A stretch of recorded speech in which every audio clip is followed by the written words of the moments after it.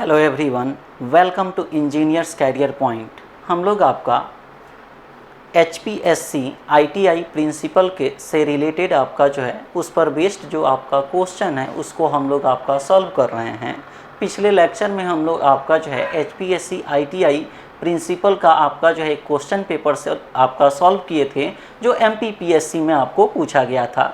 Next हम लोग आपका देखेंगे, अभी आपका एक एग्ज़ाम कंडक्ट हुआ है, सेम आपका जो HPSC आपका जो प्रिंसिपल ITI प्रिंसिपल का सिलेबस है अकॉर्डिंगली आपका जो है सिलेबस एज इट इज़ है जो कंडक्ट हुआ है आपका BPSC ITI वाइस प्रिंसिपल के लिए। तो उसका हम लोग आपका पेपर देखेंगे कि जो आपका क्वेश्चन पूछा हुआ है उसका क्या लेवल है।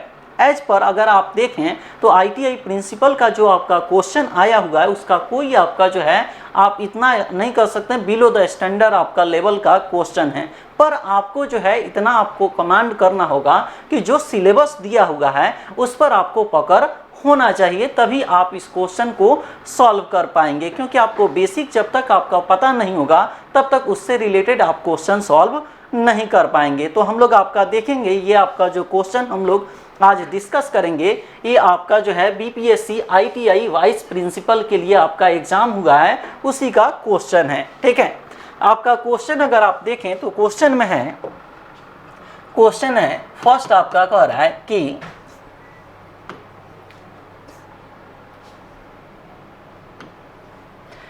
In the case of insulators as the temperature decreases resistivity, आपका ऑप्शन ए दिया है रिमेन्स कांस्टेंट, आपका b increases, c becomes zero और डी डिक्रीजेज। आपका क्या कह रहा है इंसुलेटर। तो हम लोग आपका जानते हैं इंसुलेटर का प्रॉपर्टी आपका क्या होता है, तो इंसुलेटर कहता है कि अगर आप इंसुलेटर का टेम्परेचर इंक्रीज करते हैं तो उसका रेजिस्टेंस क्या होगा, डिक्रीज होगा।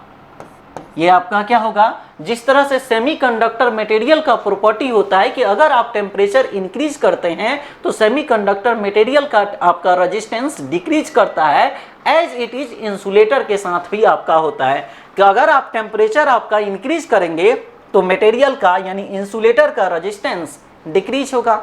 या आप दूसरे तरह से कह सकते हैं कि अगर आप इंसुलेटर का टेम्परेचर डिक्रीज करेंगे तो रेजिस्टेंस इंक्रीज करेगा, रेजिस्टेंस इंक्रीज करेगा। आपसे क्या कह रहा है, in the case of insulator as the temperature decreases, as the temperature decreases resistivity आपका क्या होगा। तो हम क्या कह रहे हैं कि टेम्परेचर जब डिक्रीज करेंगे तो रेजिस्टेंस ऑफ इंसुलेटर क्या होगा, इंक्रीज करेगा।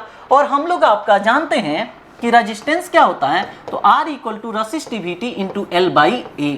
अब यहाँ पर आप देख सकते हैं कि रेजिस्टेंस आपका क्या है, डायरेक्टली प्रोपोर्शनल टू है होता है किससे, आपका जो है रेसिस्टिविटी से, या आपका क्या होता है रेजिस्टिविटी किसी भी मटेरियल का आपका क्या होता है प्रॉपर्टी होता है। तो यहाँ पर आप देखिए कि अगर रेजिस्टेंस आपका इंक्रीज करेगा तो रेसिस्टिविटी भी इंक्रीज करेगा, रेसिस्टिविटी क्या होगा, इंक्रीज करेगा। तो इस केस में इस क्वेश्चन का ऑप्शन आपका जो है करेक्ट क्या होगा कि जब आप टेम्परेचर आपका डिक्रीज करेंगे तो रेजिस्टेंस इंक्रीज करेगा, साथ ही साथ रेजिस्टिविटी ऑफ द मटेरियल भी इंक्रीज करेगा। जो आपसे क्या कह रहा है कि रेजिस्टिविटी क्या होगा, तो रेजिस्टिविटी इंक्रीज करेगा। यानी इस क्वेश्चन के लिए ऑप्शन आपका जो है बी करेक्ट होगा। ठीक है, नेक्स्ट हम लोग आपका देखेंगे, नेक्स्ट है an ideal voltmeter should have, A में है आपका ऑप्शन ए में high resistance, B zero resistance, C infinite resistance और डी लो रेजिस्टेंस। तो सबसे पहले आपका ये जान ले वोल्टमीटर होता क्या है। तो वोल्टमीटर एक आपका जो है मेजरिंग इंस्ट्रूमेंट है जिसका यूज हम लोग करते हैं for the measurement of voltage, for the measurement of voltage. अगर आपको जो है किसी भी आपका डिवाइस का या किसी इंस्ट्रूमेंट के अक्रॉस जो आपका लोड कनेक्टेड है उसको अगर आपको मेजर करना है तो वोल्टमीटर का हम लोग यूज करते हैं। अब आपका जो है हम लोग इसको समझेंगे कि वोल्टमीटर का रेजिस्टेंस होता क्या है। तो देखिए एक सर्किट आपका हम लोग बनाते रहे हैं, ये आपका क्या है, एक सर्किट है जिसमें सप्लाई आपका कनेक्टेड है। मान लीजिए कि ये आपका क्या है, ई वोल्ट आपका जो है सप्लाई कनेक्टेड है और इसका रेजिस्टेंस क्या है, R। हमें पता करना है, अब हमें पता नहीं है कि आपका जो ये वोल्टेज सोर्स है वो आपका कितना वोल्टेज आपका सप्लाई कर रहा है। तो हमें आपका जानते हैं कि किसी भी सर्किट में जितना वोल्टेज का आपका राइज होगा उतना ही वोल्टेज का ड्रॉप होगा, यानी ये जितना वोल्टेज सप्लाई करेगा वो सब के सब आपका क्या होगा, आपका ड्रॉप होगा रजिस्टर के द्वारा। अब रजिस्टर के अक्रॉस हम लोग क्या करते हैं, एक वोल्टमीटर लगाते हैं जो क्या करेगा, वोल्टेज को मेजर करेगा। ये आपका क्या लगाते हैं यहाँ पर, वोल्टमीटर जो वोल्टेज को मेजर करेगा। अब यहाँ पर आप देखिए कि होता क्या है, अगर आपका जो है ये आपका क्लोज पाथ है, इसके कारण करंट आपका फ्लो होगा, रेजिस्टेंस में आपका जाएगा। अगर आपका कोई भी अमाउंट ऑफ करंट आपका इसमें अगर आपका जाता है तो उस केस में आपका क्या होगा, यानी वोल्टमीटर के थ्रू अगर फ्लो होता है तो ये आपका क्या होगा, करेक्ट मेजरमेंट ऑफ वोल्टेज नहीं होगा इसका। तो इस केस में आपका क्या देखना है कि वोल्टमीटर जो है किसी भी आपका इंस्ट्रूमेंट या डिवाइस या लोड के अक्रॉस जिसका वोल्टेज आपको मेजर करना है उसको पैरेलल में कनेक्ट करते हैं। वोल्टमीटर आपका क्या होता है, उस आपका मेजरिंग जहां पर आपको वोल्टेज मेजर करना है उसके पैरेलल में कनेक्ट करते हैं। सेकेंड आपका यहाँ पर हमने कहा कि जितना आपका करंट होगा वो सबके सब आपका करंट किसके थ्रू पास होगा, इस रेजिस्टेंस के थ्रू, तभी आपका वोल्टेज का मेजरमेंट क्या होगा, करेक्ट। तो इस केस में ये जो आपका वोल्टमीटर होता है, इस वोल्टमीटर का जो इंटरनल रेजिस्टेंस होता है वह इनफाइनाइट होता है। वो आपका क्या होता है, इनफाइनाइट, जिससे कि कोई भी आपका करंट इस वोल्टमीटर के थ्रू आपका ना पास हो, सारे के सारे क्या हो, ये करंट आपका ये जो लोड है इसके थ्रू आपका पास हो। तो यहां आपसे क्या कह रहा है, an ideal voltmeter should have high resistance आपका जो है। अब उसके बाद आपका बी में है जीरो रेजिस्टेंस और सी में है आपका इनफाइनाइट रेजिस्टेंस। तो इस केस में आपका क्या होगा, तो अभी हमने आपका कहा कि रेजिस्टेंस आपका क्या होगा, वोल्टमीटर का इनफाइनाइट होता है। अगर आपका कोई भी अगर रेजिस्टेंस कम होगा तो इससे करंट आपका फ्लो होगा, और करंट आपका फ्लो होगा तो मेजरमेंट आपका एक्यूरेट नहीं होगा। तो इस केस में आपका क्या होगा, इस क्वेश्चन का करेक्ट ऑप्शन आपका क्या होगा, सी। ये आपका क्या होगा, सी। नेक्स्ट क्वेश्चन अगर हम लोग आपका देखें, क्या कह रहा है कि for power to be constant the force has to vary with speed as. आपसे क्या कह रहा है कि एक क्वेश्चन आपको दिया है, उसमें आपसे कह रहा है कि पावर आपका क्या है, कांस्टेंट है। पावर क्या है, कांस्टेंट है। आपसे कह रहा है कि आप बताइए the force has to vary with speed. अगर पावर कांस्टेंट होता है तो फोर्स आपका जो है स्पीड के रेस्पेक्ट में उसका वेरिएशन कैसे होगा। तो हम लोग जानते हैं पावर क्या होता है, पावर आपका होता है dw बाई dt, जहाँ w आपका क्या होता है, एनर्जी। w आपका क्या होगा, एनर्जी। w आपका है एनर्जी, और हम लोग जानते हैं एनर्जी क्या होता है, फोर्स डॉट आपका डिस्प्लेसमेंट, या आप कह सकते हैं डिस्टेंस। किसी ऑब्जेक्ट को कितना आपका डिस्टेंस पर आपका फोर्स किए, बाई अप्लाइंग फोर्स आपका मूव किए किसी ऑब्जेक्ट को, वो आपका वर्क डन कितना हुआ। तो हम लोग जानते हैं वर्क डन W आपका क्या होता है, F dot S। F dot S यानी कि फोर्स इनटू डिस्प्लेसमेंट, या आप डिस्टेंस कह सकते हैं, ठीक है। तो यहाँ पर अगर हम लोग इसका वैल्यू आपका पुट करें तो आप यहाँ पर लिख सकते हैं कि पावर P आपका क्या होगा, D बाई dt, और W इक्वल टू आपका क्या लिखेंगे, W इक्वल टू आपका क्या होगा। अब यहाँ पर अगर आपका हम लोग डिफ्रेंसिएशन के फॉर्म में आपका लिख रहे हैं, तो अगर आपका इसका डेरिवेटिव फॉर्म में लिखेंगे तो ये आपका F डॉट S, अगर इसको हम लोग यहाँ पर पुट करें तो ये आपका क्या होगा, F डॉट S। अब जब आपका फोर्स लगाते हैं तो क्या चेंज होता है, डिस्प्लेसमेंट। फोर्स आपका लगाएंगे तो डिस्प्लेसमेंट चेंज होगा, यानी फोर्स कांस्टेंट होगा, बाहर कर लीजिए, ये आपका क्या होगा, ds बाई dt। ये आपका क्या होगा, ds बाई dt। हम लोग जानते हैं आपका वेलोसिटी क्या होता है, आपका जो है रेट ऑफ चेंज ऑफ आपका डिस्टेंस और डिस्प्लेसमेंट को क्या कहते हैं, वेलोसिटी। यानी आप यहाँ पर कह सकते हैं कि P इक्वल टू क्या होगा, F into V। P equal to क्या होगा, F इंटू V।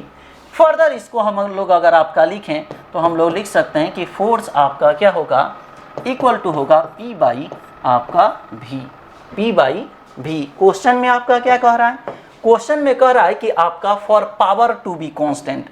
जब पावर आपका कांस्टेंट होगा तो यहाँ पर आप देखिए, आप लिख सकते हैं कि फोर्स क्या होगा, डायरेक्टली आपका जो है फोर्स इन्वर्सली प्रोपोर्शनल टू होगा किसके, वेलोसिटी के। ये आपका क्या है, वेलोसिटी, ये आपका वेलोसिटी, फोर्स आपका क्या है, इन्वर्सली प्रोपोर्शनल टू है वेलोसिटी के। मतलब आप क्या देखें कि अगर आप पावर को कांस्टेंट रखते हैं, अगर आपका फोर्स में चेंज होगा तो वेलोसिटी में आपका चेंज होगा और उसका रिलेशन क्या होगा, इन्वर्सली प्रोपोर्शनल। दैट मीन्स अगर आपका वेलोसिटी बढ़ेगा तो फोर्स कम होगा, या आपका वेलोसिटी कम होगा तो फोर्स बढ़ेगा। तो आपसे क्या पूछ रहा है, इसमें कह रहा है कि for power to be constant the force has to vary with speed as, तो ये इसका आपका क्या, फोर्स इन्वर्सली प्रोपोर्शनल टू आपका वेलोसिटी, यानी इसका ऑप्शन आपका क्या होगा, करेक्ट होगा बी। इसका करेक्ट ऑप्शन क्या होगा, b, force inversely proportional to होगा किसके, वेलोसिटी के।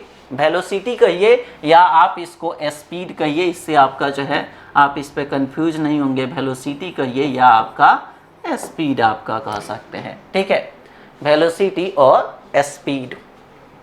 नेक्स्ट क्वेश्चन हम लोग आपका देखेंगे। क्वेश्चन है the power rating of lamp is given as 10 volt and 2 ampere, the power of the lamp is. आपसे क्या कह रहा है कि एक लैंप है जिसके अक्रॉस वोल्टेज हम लोग अप्लाई कर रहे हैं 10 और उसके थ्रू करंट कितना फ्लो हो रहा है, 2 एम्पियर। आपसे क्या कह रहा है, the power of the lamp is, power क्या होगा। तो हम लोग जानते हैं पावर का वैल्यू क्या होता है, तो पावर P इक्वल टू होता है V into I. Power P equal to क्या होता है, V इंटू आई। अगर हम लोग आपका लिखें, इसका वैल्यू निकालें तो वोल्टेज का वैल्यू है 10 और करंट का वैल्यू है 2, तो ये क्या होगा 20 वाट। यानी इस आपका बल्ब के में जो आपका पावर का कंजम्पशन होगा उसका वैल्यू क्या होगा 20 वाट। यानी इसका करेक्ट ऑप्शन आपका क्या होगा, बी। करेक्ट ऑप्शन क्या होगा, बी। आप देख सकते हैं आपका जो है क्वेश्चन आपका जो पूछा हुआ है एग्जाम में उसका लेवल क्या है, ठीक है, उसका लेवल क्या है। अगर आप जो है प्रिपेयर करते हैं HPSC ITI प्रिंसिपल का, तो ये आपके लिए एक बेस्ट अपॉर्चुनिटी है। आपका जो है ऑनलाइन आपका मॉड्यूल लॉन्च हो चुका है, क्लासेज आप ज्वाइन करके एक आपका जो है आपके अपने प्रिपरेशन को आपका बूस्टअप कर सकते हैं, ठीक है। तो इंजीनियर्स कैरियर पॉइंट आपके लिए एक आपका मॉड्यूल लॉन्च की हुई है HPSC ITI प्रिंसिपल का, उसको आप ज्वाइन करके आप अपने प्रिपरेशन को आपका एक्सेल कर सकते हैं, ठीक है। नेक्स्ट हम लोग आपका क्वेश्चन देखेंगे। नेक्स्ट है in a single phase transformer the primary induced and secondary induced आपका वोल्टेज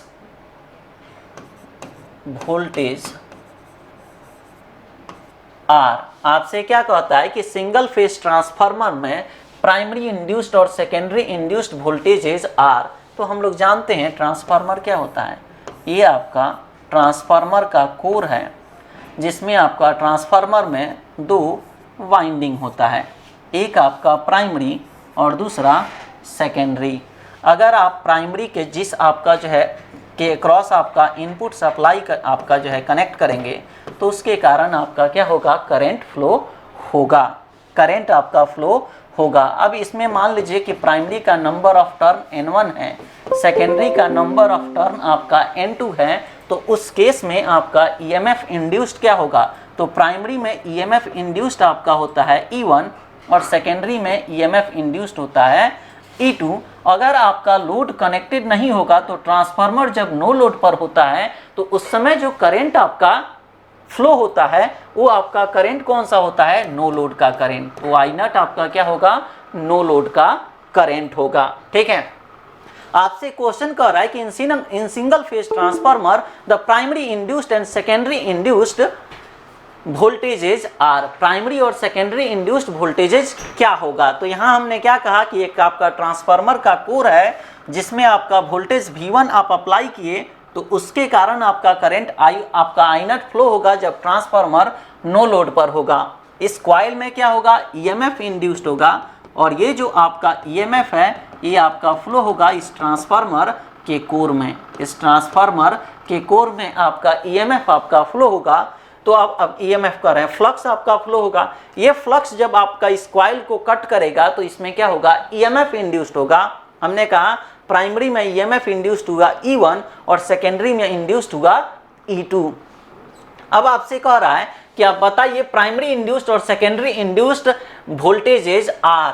प्राइमरी तो ये आपका E1 और E2 जो वोल्टेज आपका डेवलप होता है उसका फेज क्या होता है। तो अगर आप फेजर डायग्राम आपका ड्रॉ करें तो देखिए ये आपका क्या है, ट्रांसफार्मर का फेजर डायग्राम। ये आपका फ्लक्स फाई, ये आपका वोल्टेज V1 जो आपका किस में अप्लाई किए हैं, प्राइमरी के इनपुट में। अब ट्रांसफार्मर अगर आपका नो लोड पर होगा तो आपका करंट क्या होगा, ये I0, ये आपका क्या है I0, और ये जो आपका इंड्यूस्ड ईएमएफ होता है वो आपका क्या होगा E1 और E2 एंटी पैरेलल आपका होता है, या आप कह सकते हैं एंटी फेज होता है अप्लाइड वोल्टेज के। यानी जो वोल्टेज जिसको प्रोड्यूस किया है उसी को आपका इंड्यूस्ड ईएमएफ क्या करता है, अपोज करता है। तो आपसे क्वेश्चन क्या कह रहा है कि the primary induced and secondary induced EM आपका जो है इंड्यूस्ड वोल्टेजेस आर क्या होगा। तो दोनों आप देखिए प्राइमरी इंड्यूस्ड और सेकेंडरी इंड्यूस्ड ईएमएफ दोनों एक ही फेज में है। तो ये आपका क्या होगा, इस क्वेश्चन का करेक्ट आंसर आपका क्या होगा, इन फेज। ये आपका क्या होगा, इन फेज। ठीक है, यानी इसका ऑप्शन सी करेक्ट होगा। नेक्स्ट अगर हम लोग आपका बात करें तो नेक्स्ट आपका क्या कह रहा है which of the following starter cannot be used in DC motor. कौन सा स्टार्टर आपका डीसी मोटर में यूज नहीं होता है। तो आपका जो है स्टार्टर का काम क्या है, to start the motor without आपका क्रिएटिंग एनी आपका जो है डैमेजेस इन द मोटर। तो जो जनरली आपका यूज करते हैं मेथड टू स्टार्ट द आपका डीसी मोटर, वो आपका क्या होता है, तो 2 पॉइंट स्टार्टर जो आपका स्टार्टिंग के लिए आपका यूज करते हैं डीसी मोटर के लिए, डीसी मोटर के लिए आपका यूज करते हैं वो आपका होता है 2 पॉइंट स्टार्टर, 2 पॉइंट स्टार्टर, आपका 3 पॉइंट स्टार्टर, 3 पॉइंट स्टार्टर आपका। उसके बाद हम लोग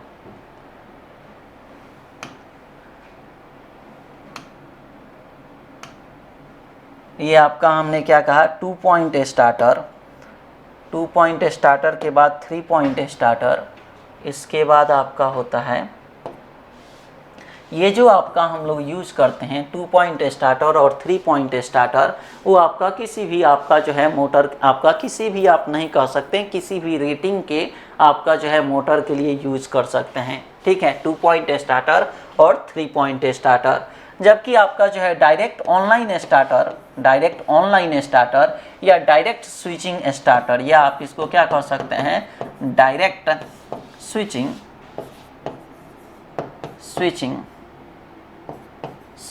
स्टार्टर, ये आपका यूज होता है किसके लिए, तो डायरेक्ट आपका जो है स्विचिंग स्टार्टर यूज होता है उस मोटर के लिए जिसका रेटिंग क्या हो, स्मॉल हो।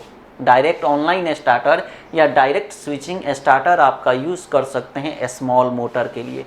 तो आपका इसमें देखिए हमने क्या कहा, डीसी मोटर को स्टार्ट करने के लिए कौन कौन सा स्टार्टर यूज होता है, तो 2 पॉइंट स्टार्टर, 3 पॉइंट स्टार्टर और डायरेक्ट ऑनलाइन स्टार्टर या डायरेक्ट स्विचिंग स्टार्टर, ये आपका यूज करते हैं किसके लिए, स्मॉल मोटर के लिए, स्मॉल मोटर के लिए आपका करते हैं। ठीक है, तो इसमें आपका जो है कौन सा यूज नहीं होगा, तो देखिए 3 पॉइंट, 2 पॉइंट डायरेक्ट आपका जो है स्विचिंग स्टार्टर ये आपका यूज हो रहा है।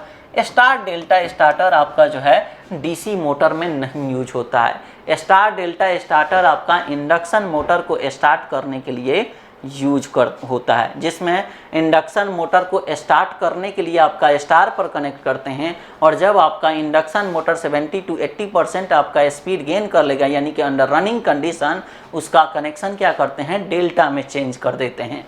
ठीक है, तो इसका करेक्ट आपका ऑप्शन क्या होगा, ए, यानी कि स्टार डेल्टा स्टार्टर का यूज हम लोग नहीं करते हैं डीसी मोटर को स्टार्ट करने के लिए। ठीक है, नेक्स्ट अगर आपका हम लोग देखें तो नेक्स्ट क्वेश्चन है, कह रहा है a coil with 500 turns carries a current of 2 ampere, what is the MMF of the coil.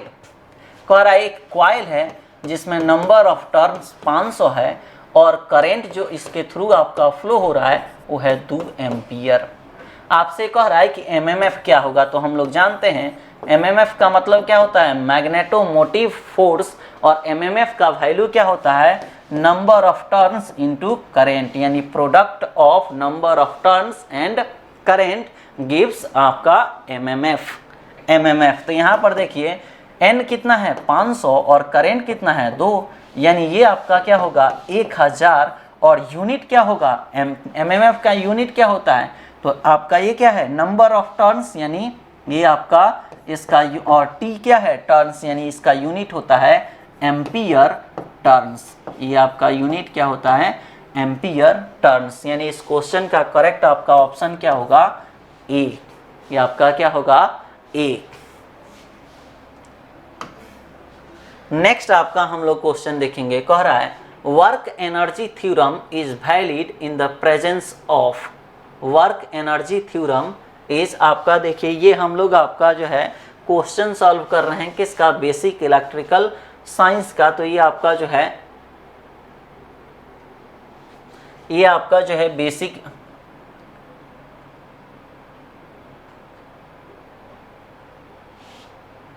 ये आपका जो है बेसिक इलेक्ट्रिकल का क्वेश्चन आपका नहीं है, तो इसको हम लोग आपका क्या करेंगे स्किप कर देंगे। हम लोग आपका जो है जो उसी क्वेश्चन को आपका इसमें सॉल्व कर रहे हैं जो आपका क्या होगा बेसिक इलेक्ट्रिकल साइंस का। हम लोग कौन सा क्वेश्चन सॉल्व कर रहे हैं इस पेपर का, सिर्फ आपका जो नेक्स्ट आपका जो इसका जैसे अदर आपका पार्ट है ये जो इस पेपर का, उसको आपका जो है तो आपका जो है नेक्स्ट लेक्चर में आपको जो है उसका सॉल्यूशन मिलेगा। हम लोग उसी क्वेश्चन को सॉल्व कर रहे हैं जो आपका क्या हो बेसिक इलेक्ट्रिकल साइंस का पार्ट हो, बेसिक इलेक्ट्रिकल साइंस का पार्ट हो, बेसिक इलेक्ट्रिकल साइंस का पार्ट हो, ठीक है। नेक्स्ट हम लोग आपका देखेंगे, नेक्स्ट क्वेश्चन है कह रहा है कि if an ideal resistance, each of resistance are connected in parallel, the equivalent resistance is। Question क्या कह रहा है कि n नंबर ऑफ आइडिया आपका जो है रेजिस्टेंस है जिसका वैल्यू सभी का r है और वो कनेक्टेड है पैरेलल में, उसका इक्विवेलेंट रेजिस्टेंस क्या होगा, उसका इक्विवेलेंट रेजिस्टेंस क्या होगा। तो इसका r इक्विवेलेंट अगर आप निकालेंगे तो क्या होगा, हम लोग जानते हैं जनरल प्रोसीजर क्या है कि 1/, अगर पैरेलल में होता तो इक्विवेलेंट रेजिस्टेंस कैसे निकालते हैं, 1/r इक्विवेलेंट इक्वल टू आपका sum of all the resistance in reciprocal form, यानी 1/r प्लस 1/r प्लस आपका क्या है 1/r। ये टोटल कितने हैं, आपसे क्या कर रहा है इफ n आइडेंटिकल, ये क्या कर रहा है identical resistance, each of resistance R connected in parallel the equivalent resistance is. तो ये n नंबर है, इसको अगर आपका 1 आपका ऐड करेंगे तो ये क्या होगा n/r, यानी r इक्विवेलेंट आपका क्या होगा r/n, यानी इक्विवेलेंट रेजिस्टेंस आपका इसका क्या होगा r/n, यानी इसका करेक्ट ऑप्शन क्या होगा डी, क्या होगा इसका डी, ठीक है। नेक्स्ट अगर हम लोग आपका क्वेश्चन देखें तो नेक्स्ट आपका है electric current in a circuit is measured by. Electric current, तो ये आपका क्या है इलेक्ट्रिक करंट कैसे मेजर करता है, तो जिस इंस्ट्रूमेंट का यूज करते हैं for the measurement of current उसको क्या कहते हैं आमीटर, वो आपका क्या होगा आमीटर। तो इसका ऑप्शन क्या होगा डी, इसका ऑप्शन क्या होगा डी। नेक्स्ट आपका क्वेश्चन कह रहा है कि an engine develops 10 kilowatt of power, power कितना डेवलप कर रहा है 10 किलोवाट। कह रहा है how much time it will take to lift a mass of 200 kg। एक आपका मास है जिसका वेट है 200 kg, आपसे कह रहा है to a height of 40 metre, 40 metre.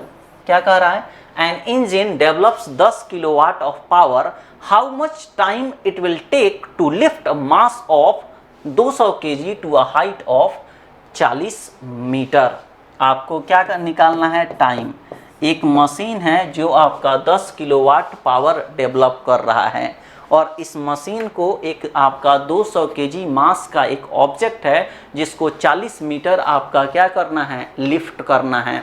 बताना है time required to lift the mass आपका 40 मीटर। तो आपका एक फॉर्मूला होता है, आप लिख लीजिएगा कि पावर P इक्वल टू होता है mgh by T, mgh by T, जहाँ m आपका क्या होगा, वेयर, आपका लिख लीजिएगा वेयर m आपका क्या है, मास, मास, g आपका क्या होगा, ग्रेविटी, ये आपका ग्रेविटी। और हम लोग जानते हैं ग्रेविटी का वैल्यू आपका क्या होता है, तो ये आपका होता है 9.8 मीटर पर सेकेंड का स्क्वायर, जिसको आप अप्रॉक्सीमेटली लिख सकते हैं, ये आपका क्या होगा 10 मीटर पर सेकेंड का स्क्वायर। हमने यहाँ पर mg, h आपका क्या होगा, हाइट, h आपका क्या होगा, हाइट, h आपका हाइट, और t आपका क्या होगा, टाइम, t आपका टाइम। यानी इसको अगर हम लोग आपका सॉल्व करें तो हम लोग लिख सकते हैं कि हमें निकालना है टाइम, तो क्या होगा mgh बाई p। अब आप यहाँ पर देखिए मास कितना दिया है क्वेश्चन में, 200 kg, तो ये आपका 200, g ग्रेविटी आपका कितना है 10, और ये क्या है h कितना है, तो इस क्वेश्चन में देखिए h का वैल्यू है 40, ये आपका 40, पावर कितना है, तो पावर का वैल्यू इस क्वेश्चन में अगर आप देखें तो पावर का वैल्यू है 10 किलोवाट, जब ये आपका 10 किलोवाट, तो 10 × 10⁻³ जब इसको आप सिंप्लीफाई करेंगे तो आपको क्या मिल जाएगा, इसको जब आप सिंप्लीफाई करेंगे तो आपको टाइम आपका मिल जाएगा, और इसका आपका वैल्यू अगर आप निकालें तो ये आपका टाइम होगा, इसको जब आप सॉल्व करेंगे तो ये आपका होगा 8 सेकेंड, ये आपका क्या होगा 8 सेकेंड। यानी आपका इस मशीन को आपका 40 मीटर लिफ्ट करने के लिए जो टाइम आपका लगेगा वो क्या होगा 8 सेकेंड, 8 सेकेंड।